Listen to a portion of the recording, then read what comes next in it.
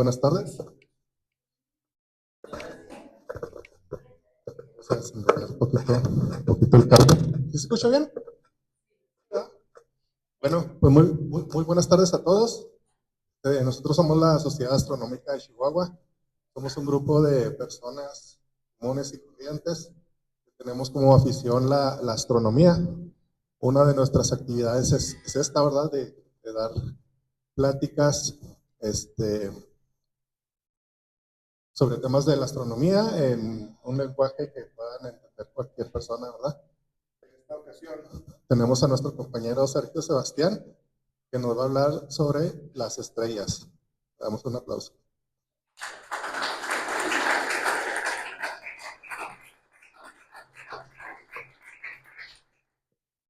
Pues buenas tardes, como presentaron, soy Sergio Sebastián Morales Vale y el tema que voy a presentar son las estrellas. El tema de las estrellas es pues muy grande, ya que consiste en muchas cosas como en estructuras, como galaxias, nebulosas, cúmulos globulares, etcétera. Pero en esta plática me voy a enfocar principalmente en las estrellas como objetos, como los elementos que forman, cómo se forman en sí las estrellas, sus vidas, sus composiciones, etcétera. Así que pues, sin tiempo que perder, continuamos. Para empezar, ¿qué son las estrellas? Y no solo son puntitos en el cielo nocturno. Las estrellas son objetos celestes enormes que producen su propia energía y su propio calor. Esas estrellas se clasifican en varios tipos espectrales, pero lo primero que vamos a ver es dónde vienen, cómo se forman. Y ahora, una estrella está hecha de principalmente hidrógeno y helio, los cuales son los elementos más ligeros de la tabla periódica, y ambos son gases. Pero al formar una estrella, estos no actúan como gases, sino el hidrógeno y helio actúan como plasma, que es básicamente el gas, pero con electricidad, por así decirlo. Y ahora, estos se encuentran muy típicamente en cúmulos globulares y nebulosas, ya que en estas regiones son donde se forman, ya que son regiones densas de gas y polvo. Después, las estrellas son enormes cuando las ves de cerca, pero nosotros estamos en la Tierra, lo cual significa que vemos las estrellas como simples puntitos en el cielo nocturno. Cada una depende de dónde esté, significa qué tan brillante se va a ver. Y por ejemplo, nosotros estamos en el hemisferio norte de la Tierra, vemos ciertas estrellas que en el hemisferio sur casi no se ven. Y dependiendo de la mitología, hay diferentes patrones de estrellas en el cielo llamados constelaciones, que seguro han escuchado bastante de ellas. Y ahora, en el cielo nocturno que vemos nosotros, hay varias estrellas que son muy brillantes. Por ejemplo, según he escuchado hablar de Vega, que según yo en estos días se está viendo en el cielo. Y hay otra estrella llamada Sirius, que vamos a ver más en detalle ahorita. Y Sirius es una de las estrellas más brillantes, pero ¿saben cuál es la estrella más brillante de la Tierra que se ve? Es el Sol. Pero de noche es Sirius. Era una pregunta capciosa. Bueno, estas estrellas son las más cercanas a la Tierra. El Sol, como mencionaba. Después está Sirio, que se puede ver ahora mismo. Y otras dos que tal vez hayan escuchado hablar, que es Alpha Centauri y una llamada estrella de Barnard. Estas estrellas son muy interesantes porque son las más cercanas y significa que son más fáciles de estudiar. Y aquí va algo muy interesante. Aunque en el cielo vemos cada estrella como solo un puntito, la mayoría de las estrellas son sistemas de varias estrellas. Por ejemplo, Alpha Centauri solo se le llama al sistema, pero cada de estas estrellas tiene su propio nombre. Por ejemplo, la más brillante se llama Rigil Centauro, mientras la segunda se llama Tolimán y la tercera se llama Próxima Centauri, que esa es muy popular, ya que se han encontrado planetas en esa estrella orbitando. Significa que planetas en otro sistema que no es el sistema solar. Y Sirio también tiene un compañero, pero su compañero es distinto porque no es una estrella estrella, es conocido como una enana blanca, lo cual son muy interesantes porque solo se forman tras la muerte de una estrella en sí. Así que continuemos. Las estrellas mencionadas ahorita son hechas de hidrógeno y helio, lo cual son gases. Así que en dónde se forman, dónde se colecciona tanto gas y polvo para que se formen objetos más grandes que la Tierra y planetas enormes como Júpiter. Pues principalmente en nebulosas. ¿Conocen esta imagen de aquí? Se llaman los pilares de la creación y se nombran así porque, como se puede ver, son como un tipo de gas, y es porque eso es gas y polvo, y dentro de esta nube se forman las estrellas debido a la gravedad. Aunque sea muy poquita material, lentamente se va a ir juntando, y mientras se junte va a crear un efecto gravitatorio más y más fuerte, lo cual atrae más y más gas. Es lo que vamos a ver ahorita. Estos son los 4 pasos principales para formar una estrella de verdad. Primero, comienza con una nube de polvo y gas que se llaman nubes moleculares, porque están principalmente formadas de elementos o moléculas simples, como sería hidrógeno, helio, carbono, nitrógeno, oxígeno, dióxido de carbono, etc. Después se forman cúmulos, por así decirlo, dentro de estas nubes, lo cual solo crea un efecto bola de nieve, donde más y más se vuelve más pesado, un efecto gravitatorio más fuerte, y así empiezan a formar cúmulos mucho más grandes, y la nube empieza a colapsar, por así decirlo. Y ahora, si nos acercamos a uno de estos cúmulos, vamos a encontrar algo llamado una protoestrella, que, como su nombre lo dice, es una estrella en formación, no es una estrella por completo. Y esas estrellas, como apenas están formando, tienen mucho material, polvo y gas circulando alrededor, lo cual significa que el gas y el polvo interactúan con sí mismo y crea fricción, lo cual va calentando el disco. Llegan a temperaturas tan altas en el núcleo de estos discos que se forman objetos calientísimos, que son las protoestrellas. Bueno, pero ¿qué diferencia una estrella a una protoestrella? Pues lo que vamos a ver. Una protoestrella es muy caliente simplemente porque apenas se está formando, mientras una estrella es una estrella porque ya tiene su propio método de producción de energía, que se llama fusión nuclear, pero eso vamos a ver ahorita. Primero vamos a ver el hábitat de una protoestrella y alrededor.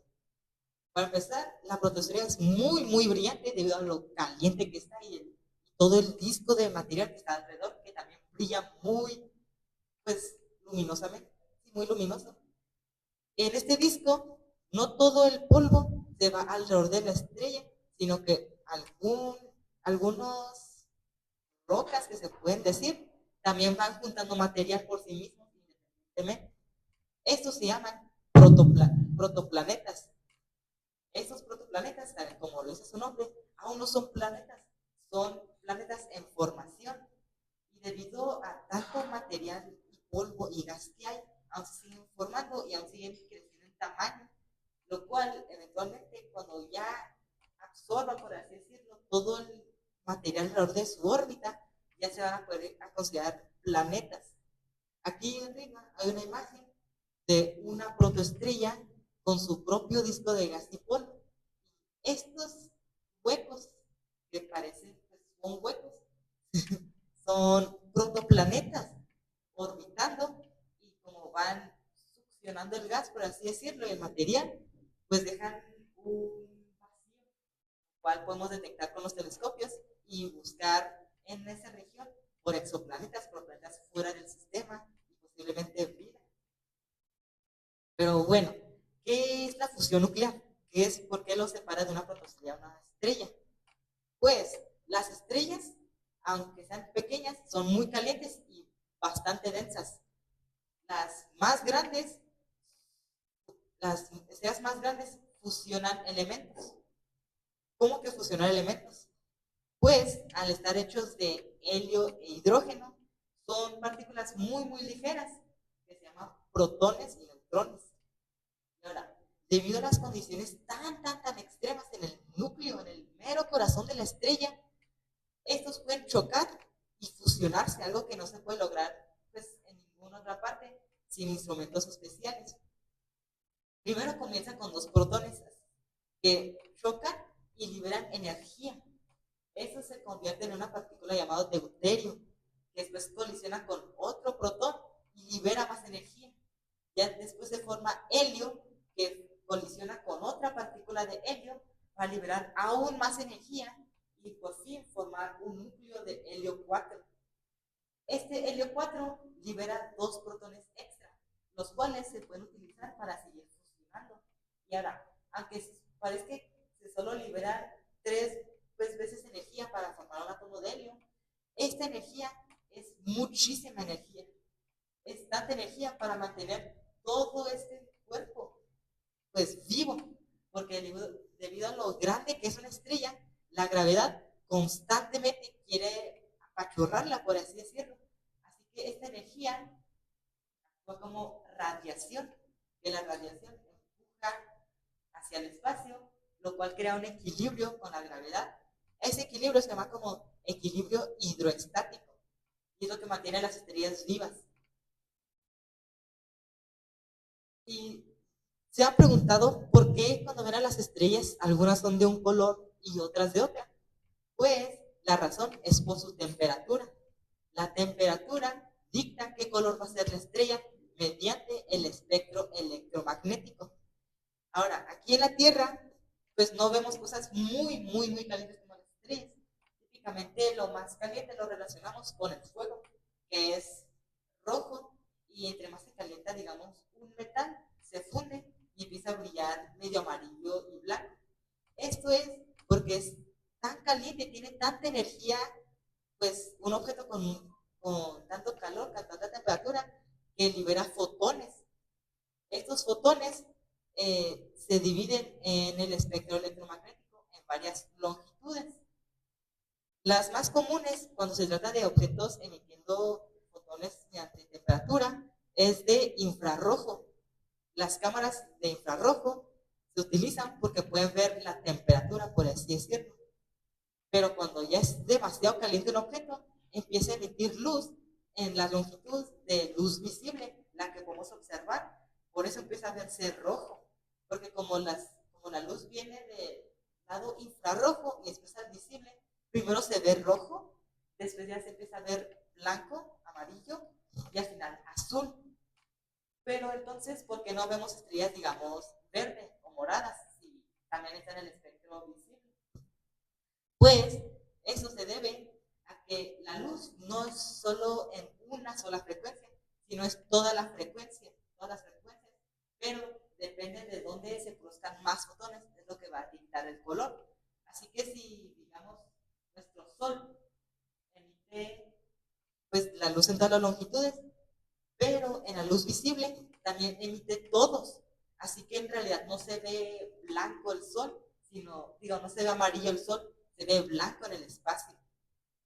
Y estrellas más frías se ven más rojas, mientras estrellas más calientes y más grandes se ven azules, porque el azul está en el lado más energético del espectro electromagnético, lo cual significa que entre más energía, más azul se va a ver. Bien. Las estrellas se dividen en tipos espectrales. Estos depende de la luz que emiten, del color. Pero también aquí se dividen en etapas de vida. La etapa de vida más larga de una estrella después de formarse es la secuencia principal. ¿Pero qué es la secuencia principal? Pues mencionamos que para que una estrella esté viva, tiene que fusionar hidrógeno y helio en su núcleo. Esto significa estar en secuencia principal, que en su núcleo se fusione hidrógeno a helio.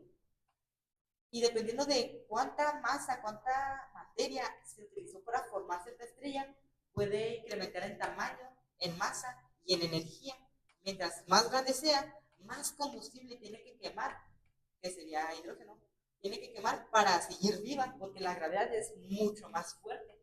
Así que, por ejemplo, estrellas muy pequeñas, que se clasifican como estrellas M, pues no necesitan quemar tanto hidrógeno para seguir vivas, así que no lo hacen y queman combustible muy lentamente.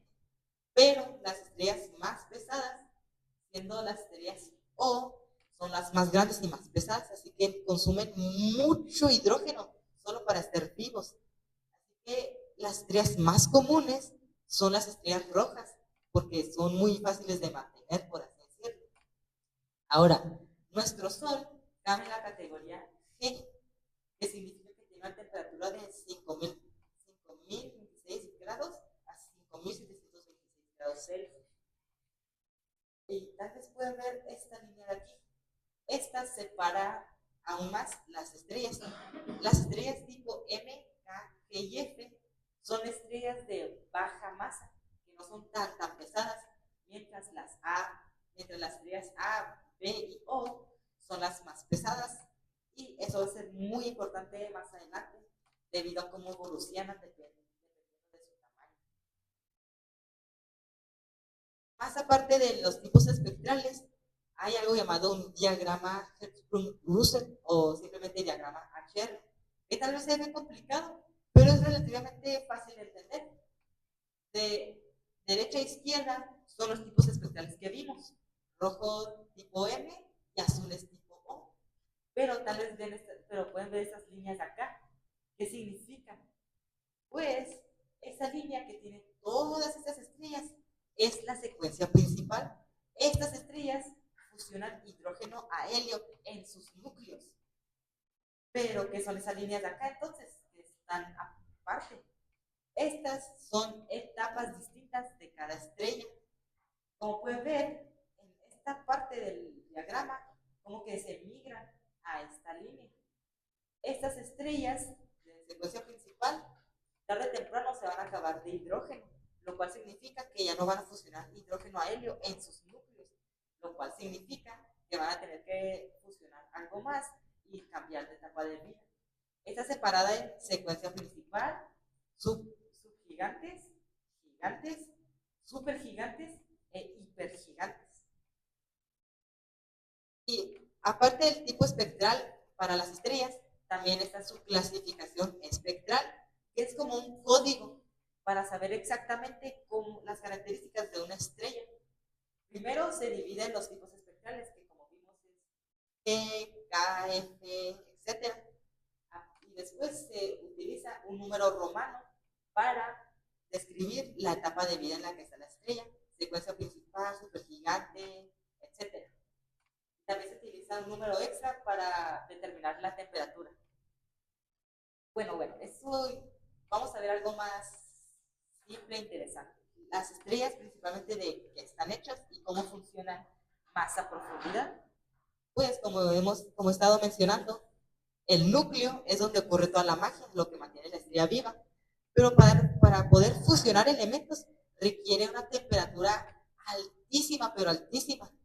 Esta alcanza a llegar a ser 15 millones de grados dentro del núcleo del Sol. Es la parte más pequeña de cada estrella. En el Sol, el núcleo apenas es 20% del radio, lo que significa que es muy, muy pequeño. Después sigue la zona radiativa. ¿Por qué se llama radiativa? Pues porque cuando cuando se convierte la materia en energía dentro del núcleo, pues quiere escapar, no se quiere quedar en el núcleo, pero primero tiene que pasar por esta zona. Esta zona es muy, muy densa, como el núcleo, pero no tan densa. Y aquí, como pueden ver en este pequeño diagrama, la luz rebota de protón en protón. Significa que una partícula de luz puede ser absorbido por un protón. Después ese protón tiene energía y vuelve a soltar el fotón. Así que ese fotón es liberado y se absorbe otra vez en otro protón, lo cual significa que anda rebotando por todas partes. Y aquí les va un dato. Un fotón del núcleo del Sol tarda 200,000 años en salir de la zona radiativa. porque constantemente rebota de protón en protón. Este es un pequeño diagrama o ilustración de la trayectoria de un fotón en el núcleo de la zona radiactiva. Como pueden ver, es muy excéntrico porque constantemente anda rebotando de protón en protón, lo cual significa que pasa casi toda su vida dentro de la zona radiactiva, pero cuando sale la siguiente zona ya puede salir directamente, ya que no está tan densa, y tarda exactamente 8 minutos y unos cuantos segundos en llegar a la Tierra. Así que la luz que nos está llegando del Sol ahora mismo fue creado hace miles de años, pero pues está atorado dentro de la zona radiactiva del Sol. Después sigue la zona de convección. ¿Les recuerda la palabra convección de haberlo visto en alguna parte?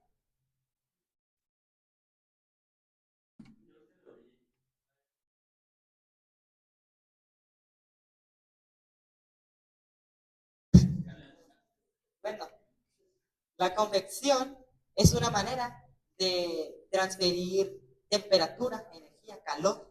Hay tres principales. Está la radiación, está la convección y la conducción. La convección principalmente la ves cuando hay agua hirviendo en una olla. El agua más cerca a la flama empieza a hervir, así que el vapor hace que se eleve el agua caliente. Y como se eleva el agua caliente, el agua más fría tiene que bajar para que se caliente por la flama. Y este proceso se repite. Esto ocurre igual en el Sol, pero no está hecho de agua, está hecho de plasma. Así que burbujas enormes de plasma, más grandes que la Tierra, más cerca a la zona radiactiva, se calientan muchísimo, lo cual significa que flotan a la superficie. Y aquí es donde se enfrían y las burbujas más de plasma más frías descienden a la zona radiactiva para que se calienten y vuelvan a elevarse. Estas es las flechas mostrando la dirección de la convección. Las flechas rojas son la plasma caliente elevándose y la azul es la más fría descendiendo.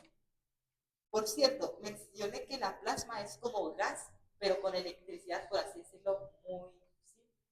Así que esta convección significa que estas partículas cargadas eléctricamente están girando y girando y girando, lo cual crea un campo magnético, igual que en la Tierra. Dentro de la Tierra, el núcleo está hecho de hierro fundido, lo cual gira y debido al magnetismo crea un campo magnético. Igual en el Sol y en las estrellas, pero como son más grandes, el campo magnético es muchísimo más poderoso. Y esto se va a notar en la superficie del Sol que vamos a ver. Pero bueno, estas son las capas que no podemos ver, ya que están escondidas pues por el Sol.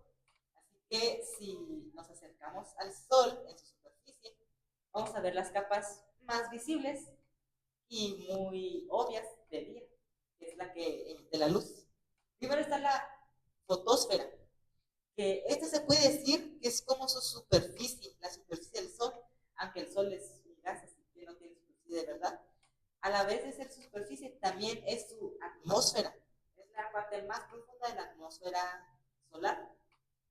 Y en esta es donde se observan las manchas solares, las manchas oscuras. ¿Qué son las manchas oscuras? Pues, debido al campo magnético del Sol, interactúa con la fotosfera y crea regiones más frías y activas de, de electromagnéticas, lo cual significa que entre más frío, más oscuro y se ven las manchas solares. Entre más grande, significa que hay más actividad magnética, actividad solar. Después sigue la cromósfera, que no es tan visible como la fotosfera, pero la cromósfera es más rojizo que la fotosfera.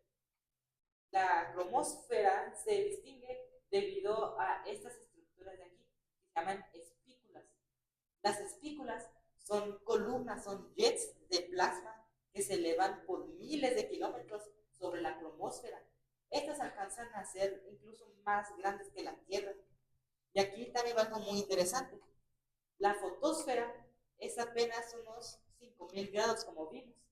Pero mientras más te alejas de la fotosfera y te acercas más a la atmósfera solar, más caliente se vuelve que en la fotosfera. Esto se debe a, otra vez, interacciones magnéticas del campo electromagnético del Sol, que causa que partículas de la fotosfera se transfieran a altitudes enormes y empiecen a circular, lo cual hace que se caliente a millones de grados, no solo son unos miles, son millones de grados sobre la superficie del Sol. Después viene una parte calientísima del Sol, la corona. La corona, aunque sea la parte más alejada del Sol, es muy, muy caliente, siendo 1 a 2 millones de grados centígrados. La corona es tan tenue que no se puede observar a simple vista ni con telescopios. Solo se puede observar con eclipses solares. Cuando la luna pasa enfrente del Sol, cubre pues el Sol en sí, pero lo que se observa, el resplandor tras la luna, es la corona solar, que es muy caliente. También se forman prominencias en la superficie del Sol, expulsión de materia, otra vez por el campo magnético, ya que el campo magnético del Sol es muy, muy violento de lo potente que es. Pero bueno, ya sabemos cómo funciona el Sol y ya sabemos que la secuencia principal es que fusiona hidrógeno a helio en su núcleo. Pero tarde o temprano se tiene que acabar el hidrógeno en su núcleo. Aquí es donde viene lo interesante y donde continuamos con la vida estelar. Como dice la secuencia principal, es cuando fusiona hidrógeno a helio en su núcleo. Así que después de esto, nos deja el núcleo completamente hecho de helio y no hay suficiente temperatura para fusionar el helio en elementos más pesados. Así que ya no puede producir energía el Sol o una estrella. Y lo significa que la gravedad va a estar empujando y empujando, lo cual va a comprimir la estrella y el núcleo, lo cual significa que mientras más se comprima, más y más caliente se va a volver. Pero pues aún no puede fusionar, aún falta mucho, mucho, mucho para fusionar el helio en su núcleo. Pues aquí viene algo interesante. Regresa la fusión nuclear, no en el núcleo, pero alrededor, donde sigue habiendo mucho hidrógeno. Esto forma una capa, como una capa en las cebollas, forma una capa llamada combustión de hidrógeno. Y esta capa es mucho más grande que el núcleo y produce muchísima más energía, lo cual significa que básicamente le gana la gravedad y ya no se encoge, sino hace lo opuesto, se empieza a expandir, las capas exteriores se empiezan a inflar, lo cual significa que ya salió secuencia principal y entran a la etapa llamada gigante o subgigante. Mencioné en las clasificaciones del espectral que se le ponen números romanos a la etapa de vida. El Sol tiene clasificación G2V, significa que G es una estrella blanca amarillenta, V secuencia principal y 2 simplemente dicta su temperatura. Pero mientras cuando sale de la secuencia principal ya va a cambiar a subgigante, porque como mencioné, se va a empezar a inflar la superficie, da tanta energía que se está fusionando ahora y su clasificación espectral va a cambiar de G2V, va a cambiar a K1 y V4, que significa que es subgigante. Y de seguro han escuchado que en miles de millones de años se va a convertir en una gigante roja. Y así es, se va a convertir en clasificación espectral M43, que es rojo su superficie y 3 su etapa de vida. Y ahora, si recuerdan, mencioné que depende del color de la superficie, es qué tan caliente es la estrella. Y el Sol es tipo G, lo cual significa que es unos 5000 pues, grados centígrados. Pero cuando se convierte en gigante, su superficie baja apenas 3000 grados centígrados. ¿Por qué? Pues como sigue siendo la misma masa, por así decirlo, simplemente se infló. Toda la energía producida no puede cubrir toda la estrella, por así decirlo, así que se empieza a enfriar y por eso se vuelve roja. Y por cierto, mientras más crezca la estrella, más y más caliente se hace el núcleo. La temperatura del núcleo del Sol ahora mismo es aproximadamente aproximadamente 15 millones de grados, pero va a crecer hasta 100 o 200 millones de grados centígrados. Muchísima diferencia. Pero después, ¿qué pasa? Tarde o temprano, otra vez se tiene que acabar el combustible. Disculpe. Primero voy a explicar cómo es la fusión de helio en su núcleo. Porque cuando llega a 100 millones de grados centígrados, ya no se fusiona hidrógeno en su núcleo, se fusiona helio a carbono y de carbono a oxígeno. Esos elementos son también muy abundantes en la Tierra y no es coincidencia, es porque simplemente se forman con más frecuencia y son más comunes en el universo.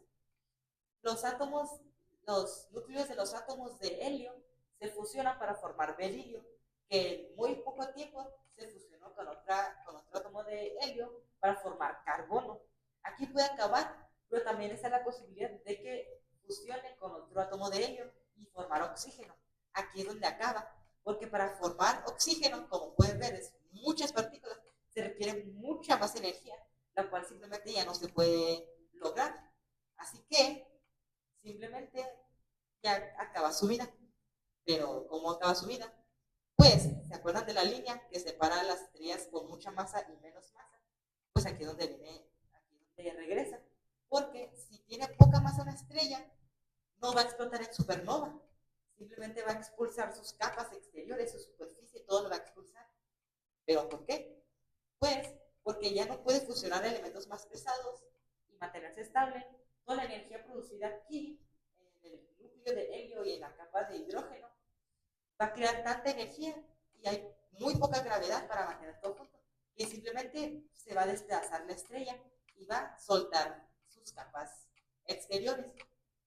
Esta es una visualización de la muerte de una estrella de baja masa, de poca masa.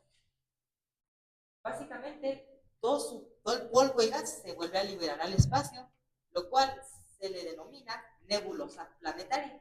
Pero no se llama planetaria porque parece planeta, bueno, porque forma planetas, sino porque antes, en la antigüedad, se creía que tenía que ver con planetas, pero pues no es el caso en realidad. Simplemente se llaman así porque es expulsada lentamente de la estrella. Que esas estrellas de muy poquita masa no van a morir violentamente, no van a morir violentamente, sino lentamente van a expulsar sus capas hasta que solo quede una cosa en el centro, su núcleo, que se llaman, que lo que se le llama a las enanas blancas. Las enanas blancas son los núcleos de las estrellas gigantes. Después de expulsar todo su material, solo queda su núcleo condicionado. Y esos núcleos mantienen toda esa densidad que solía tener, pero se mantienen con el tamaño muy diminuto. Este es Sirio B, el compañero que mencioné al principio de la estrella Sirio, que es Sirio es una estrella de secuencia principal, pero Sirio B es una enana blanca. Y es ligeramente más pequeño que la Tierra, quizá en comparación, pero no se comparan en nada en temperatura ni densidad. Como se puede ver, Sirio B tiene una densidad de 3 millones de gramos por centímetro cúbico, lo cual es muchísimo. Mientras la Tierra solo es apenas 5.5 gramos por centímetro cúbico y es el planeta más denso del sistema solar. Así que es una exageración. Una cucharada de Sirio B pesaría alrededor de 3 toneladas.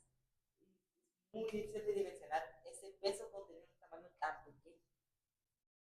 Pero bueno, estos son estrellas de muy poquita masa. ¿Qué pasa con las estrellas gigantes que alcanzan temperaturas mayores? Pues algo un poco más interesante. Esta es una estrella hipotética, digamos que es una estrella tipo B, significa que es muy caliente y muy grande. Aquí está el Sol en comparación, muy pequeño.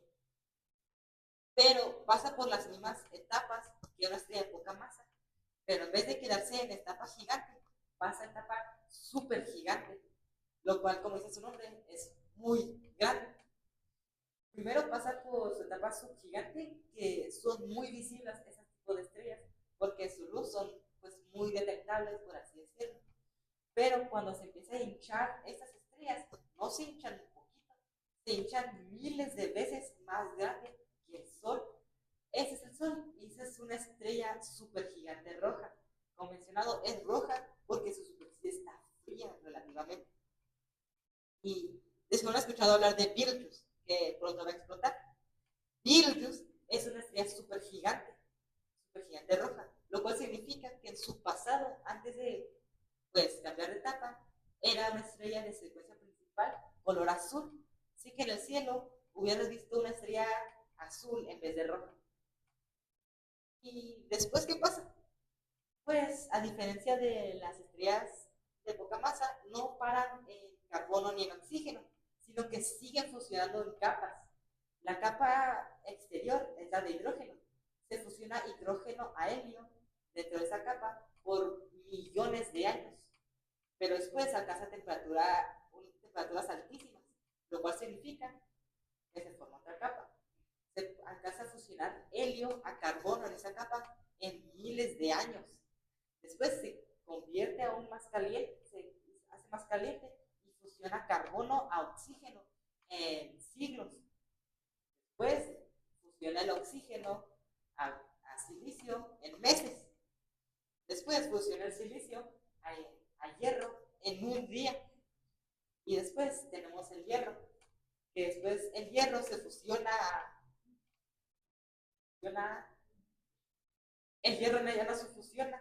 Como ya no se puede fusionar el hierro, la estrella colapsa bajo tanta gravedad, lo cual causa una supernova. Y las supernovas ocurren en fracciones de segundos. Imagínense esa dimensión. Un objeto del tamaño de las órbitas de la Tierra y Marte se colapsa bajo una estructura casi el tamaño de la Tierra en una fracción de segundo. Esto es muchísima energía, pero es demasiada energía, lo cual puede resultar en dos objetos, las estrellas de neutrones y los agujeros negros. Ambos son muy extraños porque casi que rompen las leyes del espacio-tiempo. El agujero negro es muy popular, ya que pues todo lo que absorbe ya no vuelve a salir. Y las estrellas de neutrones también son muy interesantes porque están a casi nada de ser agujeros negros. Pero en cambio, las estrellas de neutrones se llaman así porque están formadas solamente de neutrones. Mencioné que los núcleos de las estrellas están formados de protones también, pero esos protones se fusionan con los electrones para formar puros neutrones y es lo que queda. Ahora, a diferencia de las enanas blancas, las estrellas de neutrones no son el tamaño de la Tierra, son el tamaño de ciudades pequeñas, de pueblos. Todo el peso de una estrella súper gigante condensada a una esfera del tamaño de un pueblo pequeño es extremadamente violento, lo cual hace que la mayoría de las estrellas de neutrones tengan propiedades extrañas. Por ejemplo, pueden expulsar jets de plasma, hidrógeno, helio y así por miles de millones de kilómetros. Y los agujeros negros, pues, son muy populares, casi muy poco de qué hablar nuevo, pero como se ven en las ilustraciones, tienen estos discos brillantes. Esos son discos de acreción, donde materia está tan cerca del agujero negro que la orbitan, pero al orbitarla gira a velocidades casi relativistas, que son casi la velocidad de la luz, lo cual significa que la fricción los calienta a temperaturas altísimas. Y aquí es donde acaba la vida de una estrella gigante. Y pues ya con esto pues concluyo mi presentación. Muchas gracias. ¿Algunas preguntas, por cierto?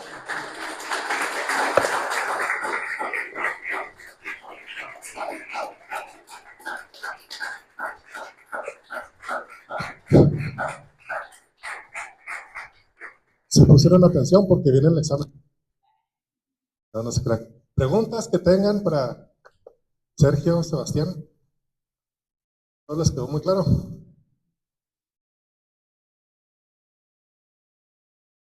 Bueno, un tantito.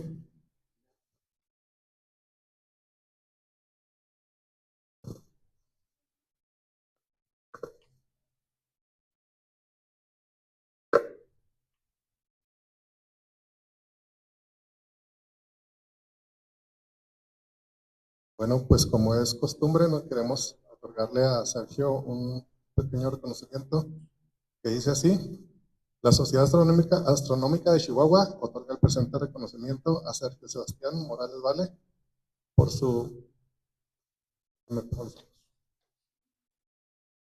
por su destacada exposición de la astrocharla Las Estrellas, realizada en la Biblioteca Pública Carlos Montemayor de esta ciudad de Chihuahua. Chihuahua, 22 de julio de 2026.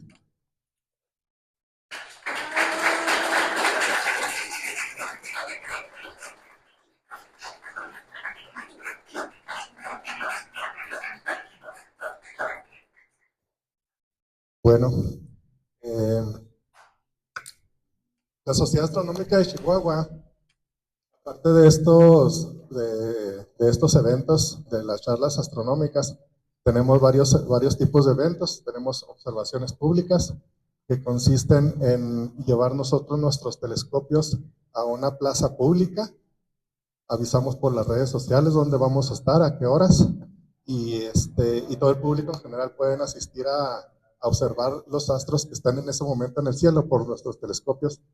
Asimismo, si ustedes tienen un telescopio, no le saben armar o está sucio, le falta una pieza o algo, también lo pueden llevar, y ahí les damos asesoría para que lo puedan utilizar. También tenemos taller de telescopios, son actividades precisamente para este tipo de personas que necesitan ayuda con su telescopio, armarlo, acolimarlo, una limpieza, cosas así, para que lo tengan usable, ¿verdad? Para que lo puedan usar. Otra de nuestras actividades son los campamentos astronómicos. Nosotros nos ponemos de acuerdo cierto día y nos vamos fuera de la ciudad.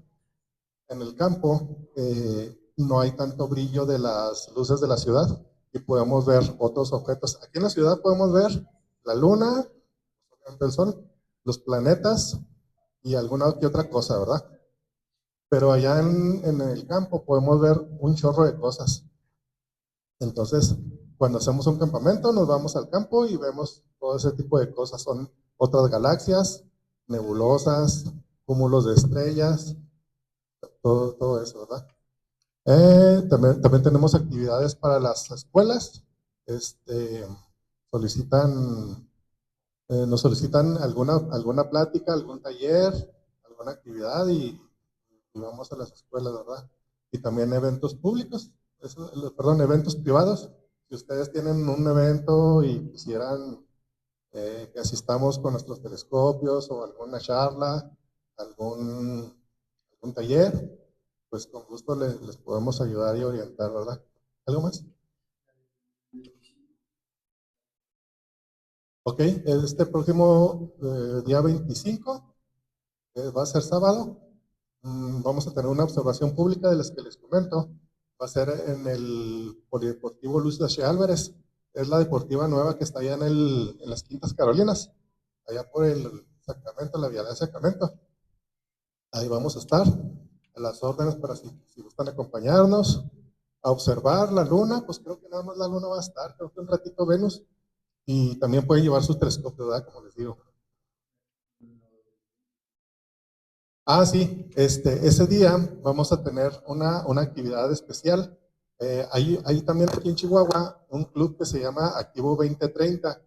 Se dedican a ayudar a los niños en situación vulnerable, los niños de escuela, de las escuelas primaria y kinder, creo, ciudad, en situación vulnerable. Y en esta ocasión nos están pidiendo la colaboración para juntarles cuadernos. eh, Ahí está en el flyer, lo que están pidiendo: hojas de papel, perdón, hojas blancas, de colores, tijeras, útiles así para niños de primaria y de kinder, cuadernos de blancas o de raya, de cuadrícula. Este, ahí están en el flyer, ahí están lo que están pidiendo así específicamente, si están a ayudar. Y creo que también reciben donativos en efectivo. No, no. También reciben donativos en efectivo. Ok. Si se les complica, pues ahí vamos a tener unas alcancías, ¿verdad? Para que si les gustan ayudar. ¿Verdad? Pues nada más, y pues agradecerles su asistencia. Vimos que ahora tuvimos bastante afluencia, bastante concurrencia. Les queremos dar muchas gracias y posiblemente aquí sigan siendo este tipo de eventos, ¿verdad? Posiblemente, de todos modos hay en redes sociales, síganos en redes sociales, Sociedad Astronómica de Chihuahua, así nos buscan, estamos en Facebook, Twitter, Instagram, tenemos nuestro grupo de WhatsApp. Ahí en el grupo de WhatsApp se pueden agregar y nos pueden hacer cualquier tipo de pregunta sobre esto, que se me olvidó esto, que si el telescopio, que si quiero comprar uno, ayúdenme a comprarlo, que se me cayó y que qué hago con él. Cualquier cosa nos pueden preguntar. Tenemos nuestra página de internet. Si no nos encuentran en las redes sociales, en la página de internet www. No sé por qué, pero es muy importante la primera vez. www.sastroshi, como Sociedad Astronómica de Chihuahua, www.sastroshi.com. También abajo están las redes sociales, ahí pueden o seguir o entrar al grupo de WhatsApp. Pues por mi parte es todo. De nuevo, muchas gracias y pasen buenas tardes.